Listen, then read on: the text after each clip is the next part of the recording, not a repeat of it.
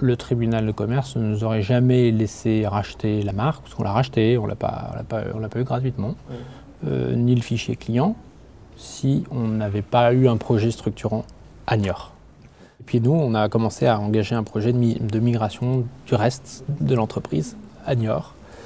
Il y a 25% des gens qui ont suivi, donc il a fallu re-recruter, il a fallu reformer, et on a également recruté sur place. On s'est installé très vite à Niort dans des locaux provisoires dans la zone industrielle de Saint-Florent, pas loin du Golfe. Et là, on a commencé à rappeler tous les fournisseurs, on a fait des réunions avec les fournisseurs pour expliquer notre projet, qui on était, ce qu'on voulait faire.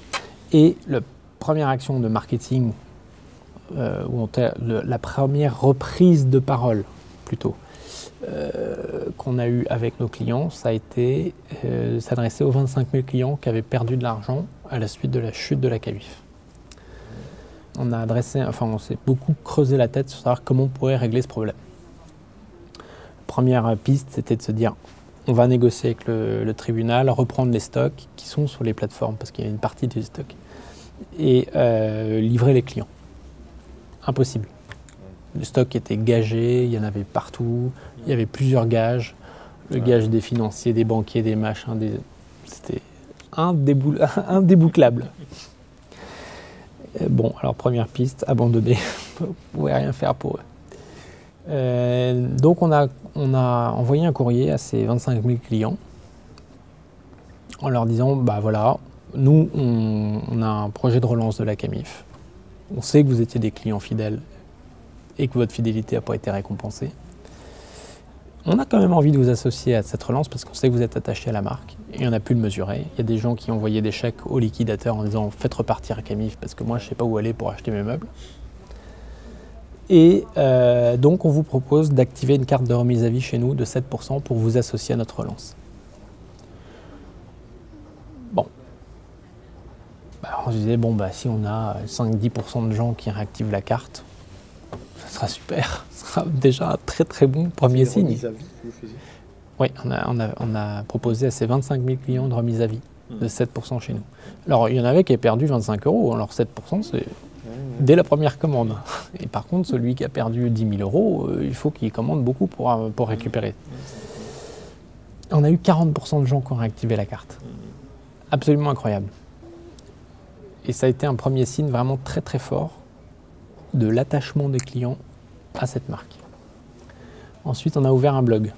Avant d'ouvrir le site marchand de ça, on a ouvert un blog pour dire qui on était, parce qu'il fallait qu'on se présente. Puis avant de communiquer dans la presse, en disant machin, parce que dès le lendemain du tribunal, moi j'avais toute la presse qui voulait me parler, moi j'avais rien à dire. J'avais pas de site internet, je savais même pas comment on allait récupérer d'ailleurs les serveurs, les images, les machins.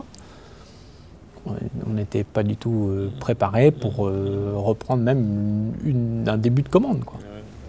Parce que le e-commerce, ça reste extrêmement consommateur en termes d'informatique, d'infrastructure. Ça ne se fait pas comme ça. On croit que c'est facile de faire un site internet. Ben non, c'est pas facile du tout. Et la vérité, c'est que quand une marque et une société est arrêtée pendant plus de 6 mois, il faut tout refaire. Il faut tout recommencer. Et qu'on ne recommence pas tout en une semaine. Ça fait 2 ans qu'on est sur le projet. Ça fait même un peu plus maintenant. Et là, on commence à sortir à peu près la tête de l'eau. Parce qu'en 2 ans, on a tout reconstruit. On a reconstruit un système d'information qui tient la route. Parce qu'on ne pouvait pas repartir sur les systèmes de la CAMIF. Il y avait 100 informaticiens à faire marcher les machines. Pour récupérer ne serait-ce que les images des produits, ce qui a été notre premier réflexe, c'est-à-dire on va repartir, on va relancer très très vite quand même un site internet. Sur les outils existants que Matelsom a pu développer, on a pu en 2 mois rouvrir un site marchand. Mais bon, on a mis 1 mois et demi pour récupérer les images des produits. C'est un enfer. Personne ne savait où c'était, dans quel serveur, mais il n'y avait plus personne. Et puis en même temps qu'on a fait tout ça, nous, il fallait qu'on déménage l'entreprise ici, qu'on recrute des gens. Vous ne recrutez pas des gens comme ça, même des gens qui avaient perdu un emploi et qui étaient très contents de pouvoir revenir. Voilà, il fallait les rencontrer, il fallait leur proposer quelque chose, il fallait les installer, avoir un local. Il n'y avait rien. On est reparti d'une feuille blanche. Donc ça a été une création d'entreprise finalement. Donc on a relancé le site très très discrètement en juillet 2009. On s'est laissé un temps de rodage et à partir de octobre 2009, on a commencé un travail de reconquête plus systématique cette fois, en ne s'adressant que aux anciens clients sociétaires qui avaient une adresse email. Parce qu'on a racheté un fichier qui fait 4 millions d'adresses. Sur les 4 millions, on a à peu près 1 million qui a une adresse email. Et on a commencé à parler à ceux-là parce que les autres, on s'est dit, on leur parlera, mais commençons par ceux qui sont a priori le plus à même d'acheter sur Internet, c'est-à-dire ceux qui ont une adresse email. Ça a commencé donc fin 2009. Et ça a été tout le travail depuis 2010-2011. L'essentiel de notre relance s'est fait par ce canal-là. D'accord. Et on a commencé l'année dernière, en fin d'année dernière, puis on a accentué le travail cette année, à reprendre la parole auprès des clients qui n'avaient pas d'adresse email. Et là, on a sorti des petits magalogues, qui sont un format un peu hybride entre un magazine et un catalogue. Et dans ces petits magalogues, on met des extraits, des sélections d'offres qu'on peut retrouver sur le site. On fait des témoignages de nos fournisseurs pour montrer, parce qu'on a pris un vrai parti sur l'offre. On a changé l'offre aussi, parmi les choses qu'on a changées dans la Camif. On a accentué l'offre développement durable, c'est-à-dire de fournisseurs français avec des produits, plus de produits éco-conçus ou plus de produits issus d'entreprises socialement responsables. Par exemple, notre premier fournisseur de lits, c'est l'ESAD du Hameau, qui est situé à Pau, qui est un centre de réinsertion par le travail de personnes handicapées. Et donc, il fabrique des lits. Alors là, dans le premier magalogue, on avait un reportage à l'ESAD du Hameau, où il nous racontait comment il faisait, ses méthodes de travail, tout ça. Et son rôle social, parce que là, l'entreprise joue un vrai rôle.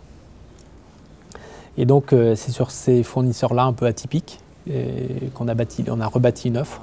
Dans la réactivation des clients, on a réactivé 5% des clients. C'est rien. Hein. Ah oui, c'est ça. Ouais.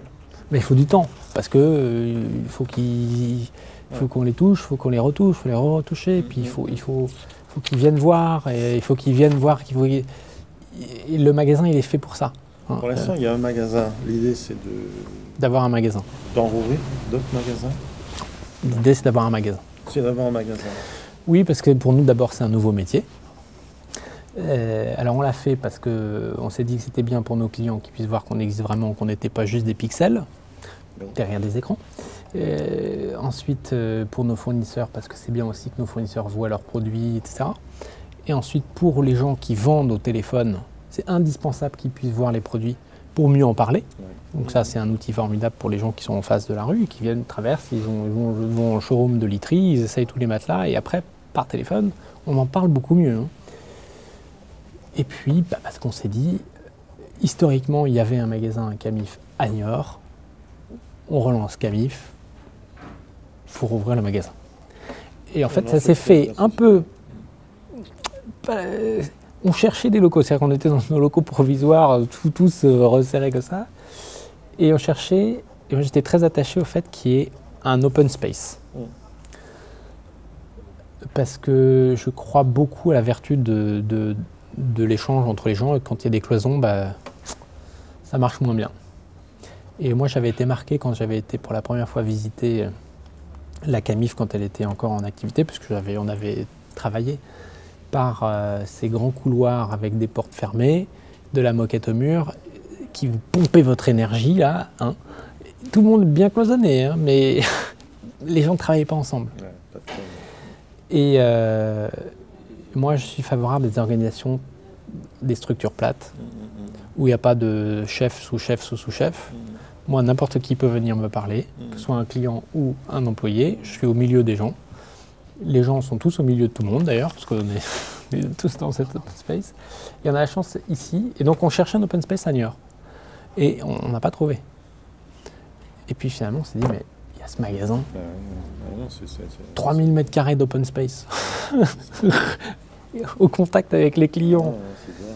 Bon, bah voilà, et là, on est parti comme ça, mais ça s'est fait presque spontanément, quoi. On n'a pas réfléchi, finalement, quand on a fait ça. Et on s'est dit, par contre, c'est sûr que pour les clients, c'est bien qu'ils aient un lieu où ils puissent nous voir, voir les produits. On est dans une opération, il faut retrouver la confiance des gens. Elle a été cassée, bon, voilà. On a remis sur le site un système de paiement qui permet de payer une fois qu'on est livré. Oui, Parce que ça a été un peu le traumatisme. 40% des gens utilisent ce système de paiement. Parce que voilà, ça correspond à une vraie... Donc on doit retrouver de la confiance. Donc le magasin, c'est un élément presque central de la confiance finalement.